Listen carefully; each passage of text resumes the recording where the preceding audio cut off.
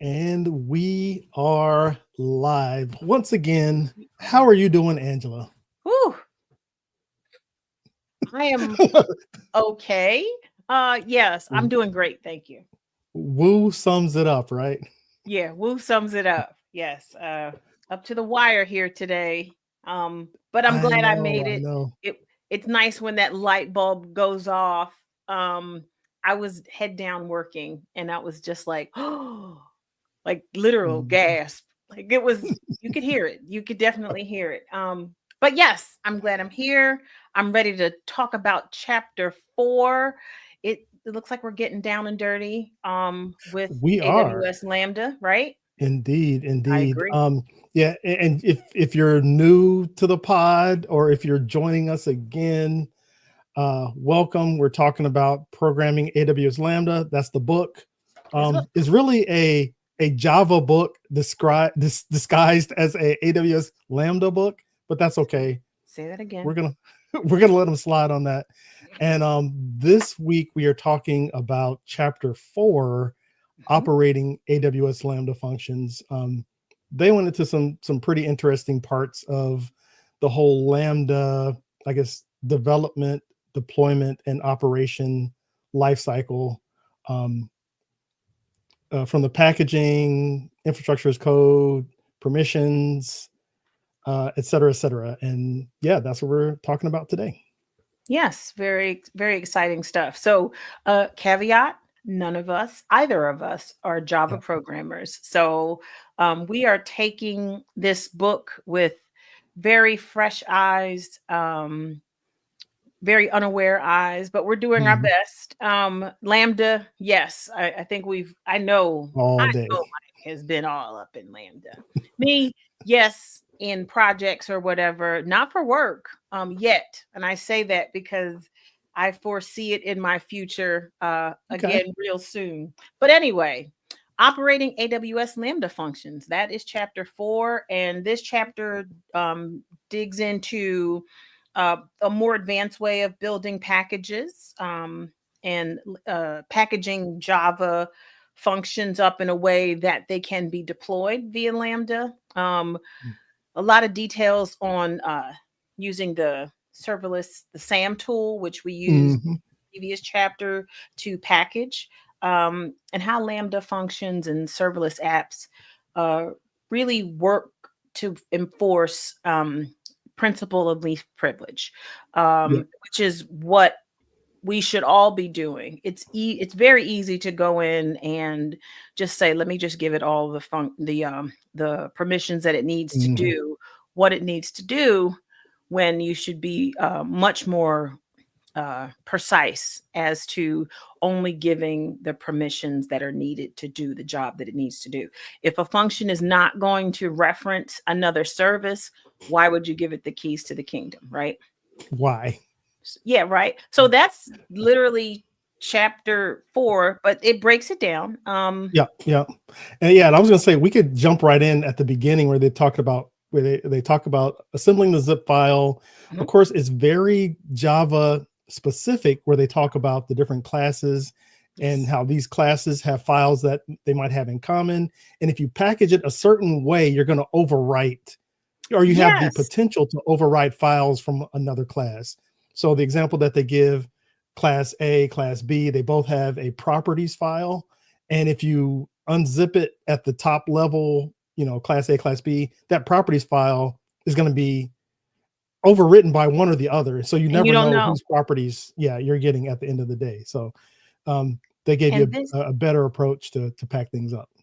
Yeah, so it does give you a better approach. And what the approach that he's referring to is called an Uber jar, where Mhm. it kind of it contains the program, its dependencies, the what the web application needs to be executed. So it's a jar file with all of the dependencies baked in.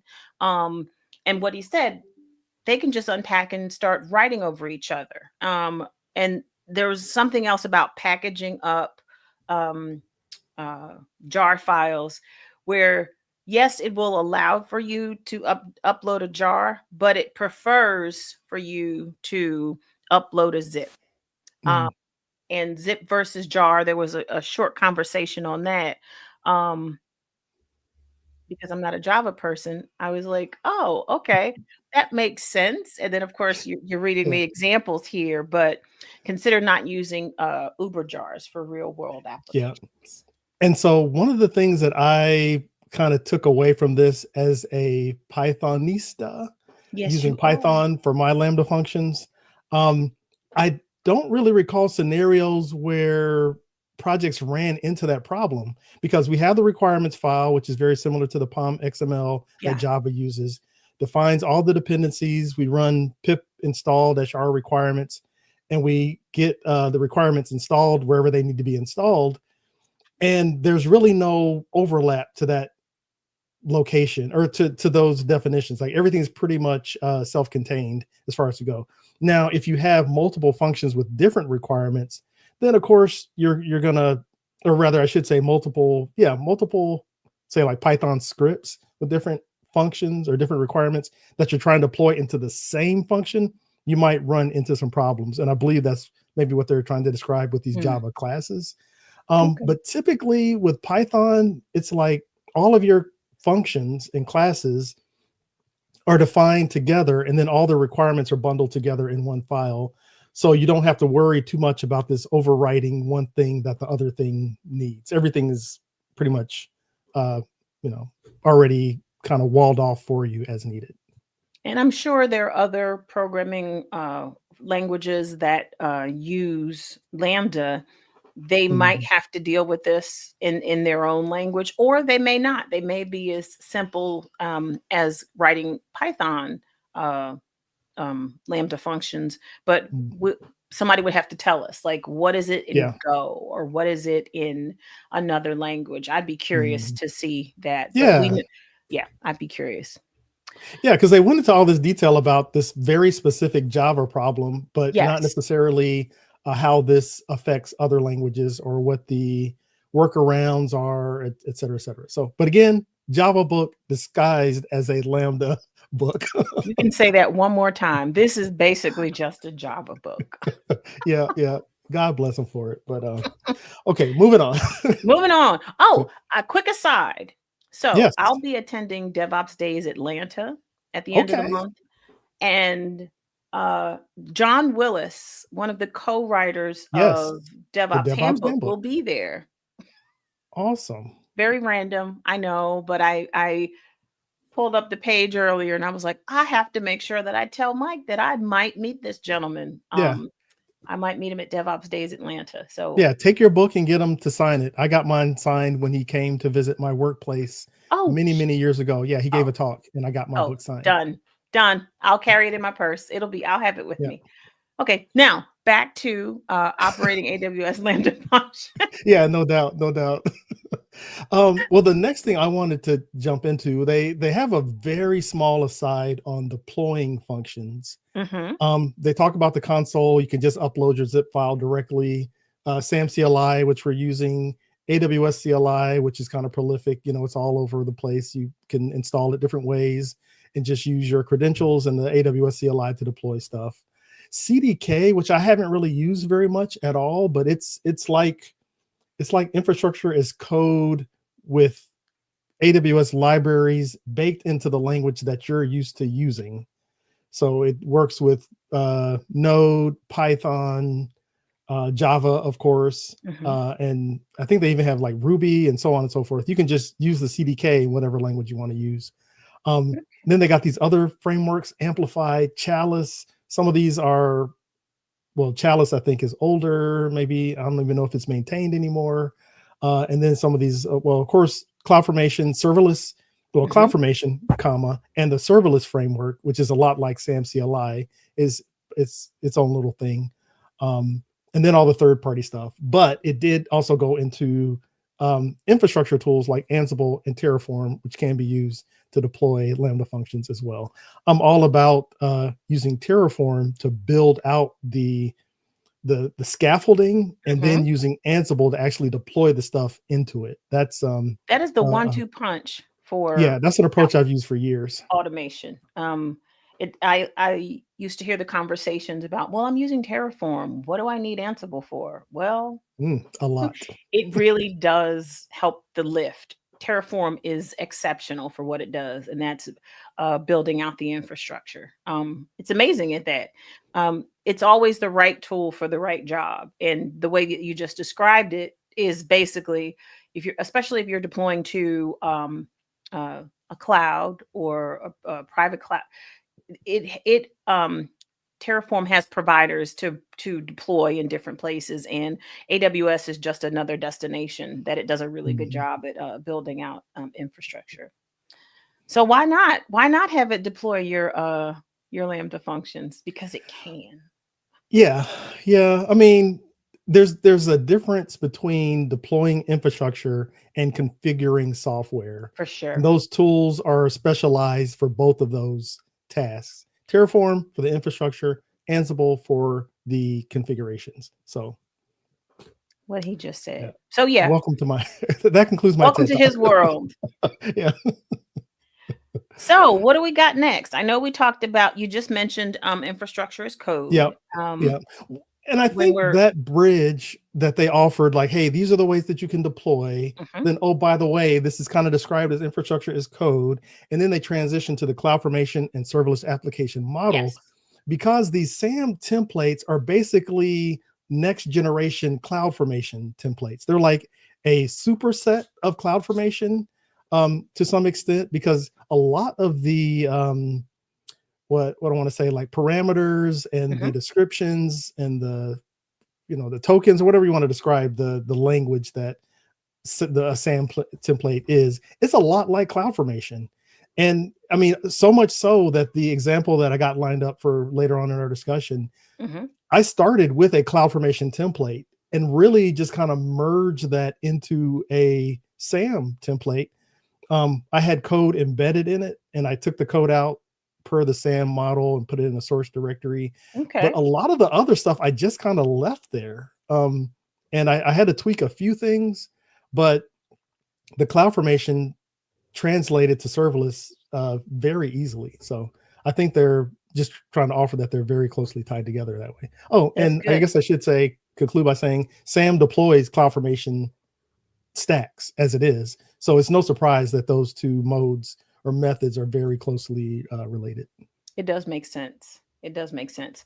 What when are we go what do we want to talk about next? So we that was the we I mean, of course it tells us about the SAM model, and how we use SAM deploy to go ahead and deploy the zip, and Mhm. they use this phrase, a reproducible build. And specifically for Java, I can see where it's a problem, because if you are your rebuilding your package, and a date changes, like say if you were in Mm. a CI/CD pipeline, and you push some code that had this very small change in it, it would trigger a rebuild when it wasn't really necessary. And Java does have, well, I don't even think it's Java. I think it's Maven that has a Mhm. plugin that'll forego I can't remember the name of the plugin, but Mm. it says I don't. know the one you're talking about. Gosh, I had it in here somewhere. I have a It lot of is notes. reproducible build dash, well, reproducible dash build dash maven dash plugin. There you go. That's the name of the Yeah. plugin. And you put it in your POM XML file. So when you rebuild the package, the hash on the package stays the same. So it doesn't kick Mm. off any new build. So very smart. Very interesting, especially if you're a Java programmer and you're getting into Lambda, and it's like, hey, what is Yeah. this? Well, Maven has a plugin that removes sources of non-determinism. That's Yeah. the very wordy mouthful that they use. Exactly. And I ran into this reproducible build problem with my Python, but I think it might have just been operator error, because I Okay. was changing my code, and from the get-go, I changed my code, I did SAM build, got the build artifacts, I did SAM deploy, it deployed the thing, ran into some problems, so I was like, let me iterate. I changed the code, did SAM deploy, and it's like, hey, your stuff hasn't changed. And I was like, what do you mean? I changed the code, and I just it like spun my wheels on that for a minute. Then I was like, oh wait, I have to run SAM build again so that I, Oh, so that I update the build artifact so it yes. knows that there's something there. I had even gone so far as to use a switch. SAM deploy has a switch force upload so that it forces it to upload the template even if there are no changes. And I Okay. was still getting errors, and I was like, I know I fixed this thing. And of course, I did not build it after I fixed the thing. So once I got that figured out, hey, everything was good. I was golden. Okay. That's a small error. I mean, Yeah, yeah, especially if you're doing things over and over, you can't. That's why that we have automation. But when you're doing things over and exactly. over, you can skip that one step. It's just a command you forgot to run. Yeah. Now, I should say that I was doing all of this on my local system. If I had a CI/CD pipeline where I was making changes and pushing the code, then I definitely would have had a step in the pipeline that would say, "Hey, SAM build, SAM deploy." It would have known the steps that it needed to do. I would have programmed it to do the steps that it needed to do. But here I am, human, a problem between chair and keyboard, total operator error, just doing the wrong thing. So, and I mean, I don't even want to talk about how long I've been in the game, but Hey, this, it all that it happens. say, yeah, is like if you're new to this stuff and you run into problems where like, oh man, I forgot to rebuild and I ran into this error. I spent an hour trying to figure it out. Happens to the best of us. So don't get down on yourself. Very sage advice. Very sage Mm, advice from a no seasoned doubt. professional. Yeah, yeah. And I meant that in the nicest way possible. I know, and I was thinking, like lemon pepper, sage, or like, basil. Well, I'm in Atlanta, so it's lemon pepper everything. I know. That's the only seasoning combination that matters down here. So you're very That's what's up. seasoned. That's what's up. All right, there was a Cool, huge cool. section on security. There And this is was. where it talked more about principle of least privilege and IAM inside of AWS and the roles and policies and Lambda resource policies, aka function policies. Yeah. Um, Sam has a IAM, and when I kept reading it, Sam IAM, it just felt like green eggs and ham every time my eyes would hit the page. Um, and that's pretty much it. But let's dig into security. Yeah, no doubt. I appreciate that they did talk about the granularity of IAM. And like to reiterate the point that you made earlier, a lot of times when people are developing functions, particularly if they're new to AWS, they will, say, oh, I need to give this entity permission to access this other entity. So allow allow this thing to do everything to this other thing, when really you don't need to give that much agency to anything. Just about, maybe you as a person, as an admin logging into your account, sure, do everything, do it carefully. But to this server that needs to read an S3 bucket, why do you need to let it read every single S3 bucket in your account? You need to limit those um, permissions. And you can get even so far, they don't go into this much detail, but you can get very, very granular with the IAM permissions, even to the point where like, this access can only be allowed if it's coming from this IP address Yep, range, or if very it's much coming so. from, this particular security group, or, like it's got so much like capability built into it that you can really dial in the permissions that you want to offer. And I think it's a great exercise. Instead of doing, allow and service star or whatever, something star, Hmm. S3 star. I think it's a great exercise to go through the policies and see what's in there and understand what is available. I think that's always a Hmm. good idea. Like even if I'm, building out a policy to do something and not even Lambda specific, but I want to see what's in here. Well, I know I need to list. I know I need to be able, Hmm. you think about what exactly do I need this thing to do? And you go through this little exercise in your head.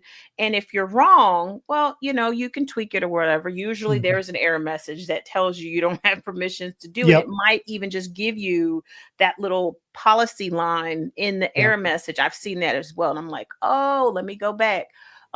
So I say all that to say is reading through the available policies and you might just be able to figure it out on your own, as Yeah. opposed to, even like I'm saying, you may not know the granularity. You may not know. It's just easier just to do star, but that's a teachable moment, in my opinion. Yes, indeed. Yeah, yeah. So I'm glad they covered that for sure.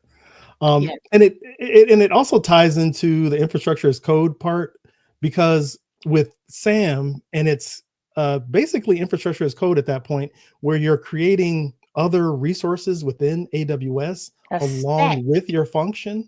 Yeah, it's like you've got your stack of resources, and oh, by the way, I'm going to add a function to it. Yeah, So they go through like creating the IAM roles, the IAM policies, attaching it to your function, and so on and so forth.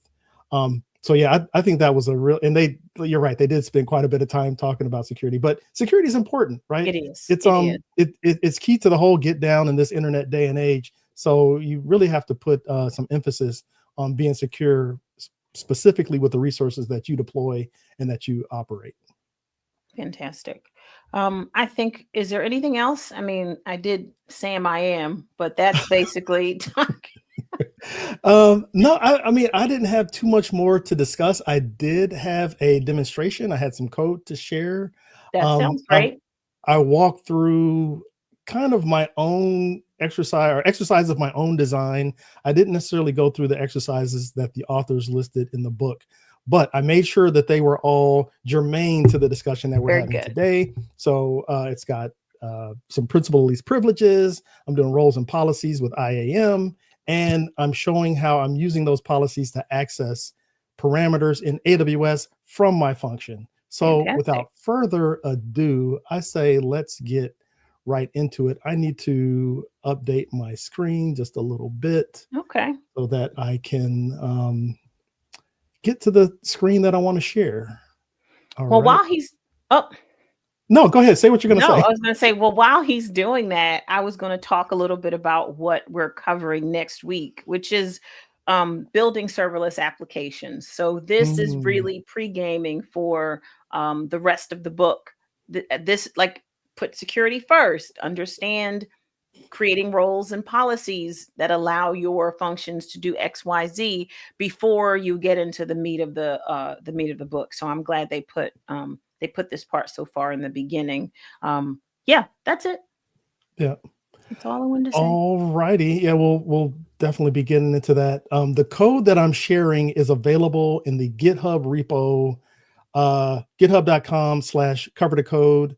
If you go there, you'll find the repo for season 2. Awesome. And this particular on the screen, if you're watching this in video format, the screen says chapter 5, operating AWS Lambda functions. That is a typo. That should be chapter 4, operating AWS Lambda functions. So by the time you get to the GitHub repo and see Will that, be that fixed. that will be, yeah, it'll be cleaned up.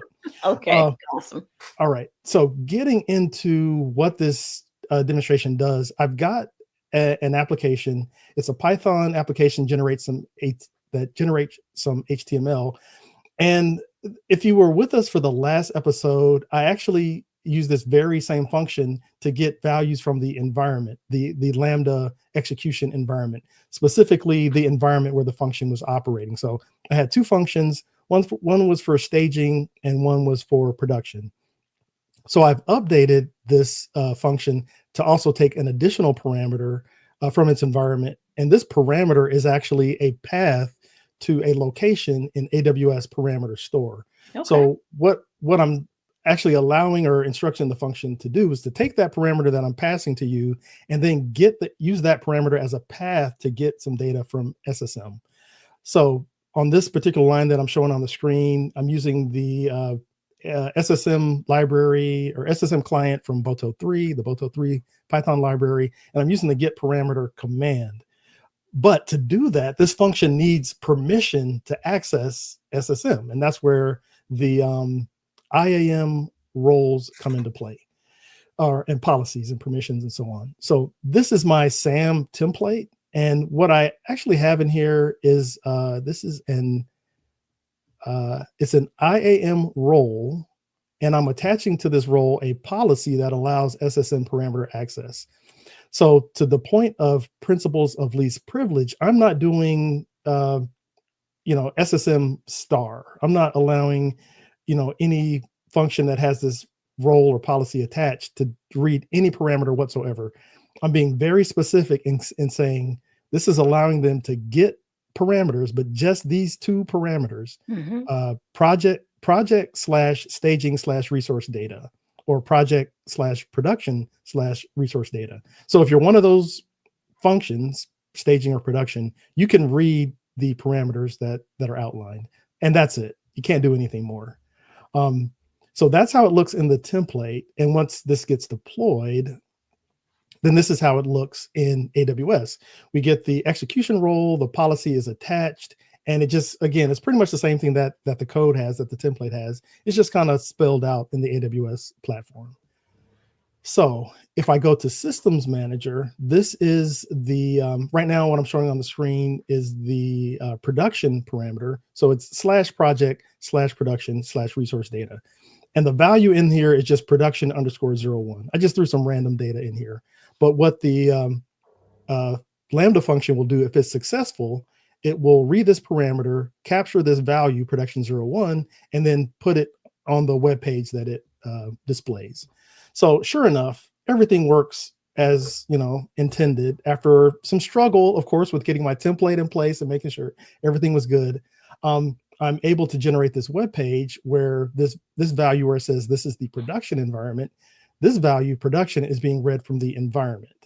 And so then you may recall the function reads the parameter path from the environment, uses that path to go to parameter store to get the value production 01 from that location. And so it does print the data out on the web page. And so, yeah, that just kind of walks through a lot of the points that we discussed today.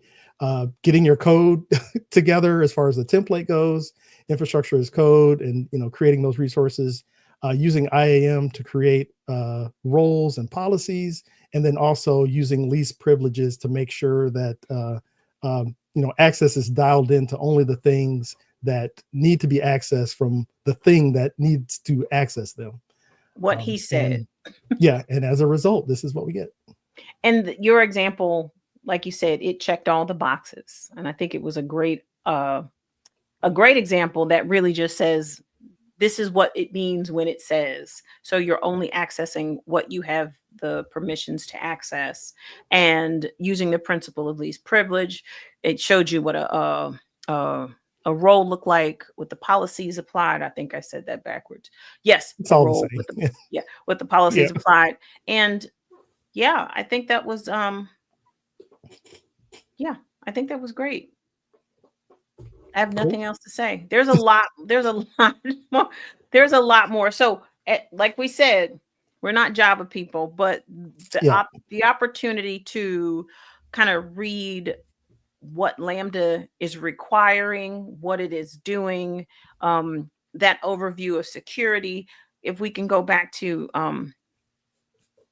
when a Lambda function is invoked, they gave a really good example of between your API gateway and your Lambda function and your DynamoDB. And that's an example that uses multiple services. And again, being able to have that function do all the things that it needs to do and only have access to what it needs access to.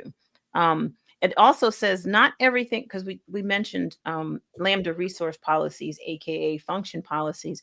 Not every resource uses resource policies, which I thought was interesting. But this, we don't have a DynamoDB example, and neither does the book. The book is kind of like explaining that Lambda resource policies attach the IAM policy is attached to the Lambda function, and it defines who can invoke it or whatever. But that was really interesting. That I've just put a little line there that it doesn't use resource policies. So calls from anyone are permitted as long as their role permits it. So it's not it's not a gate that's open.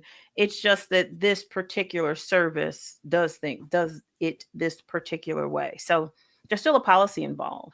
Yeah. So. Yeah. And thanks for jogging that brain cell. I wanted to mention API gateways and just like some of the experience that I've had using API gateways and Lambda functions.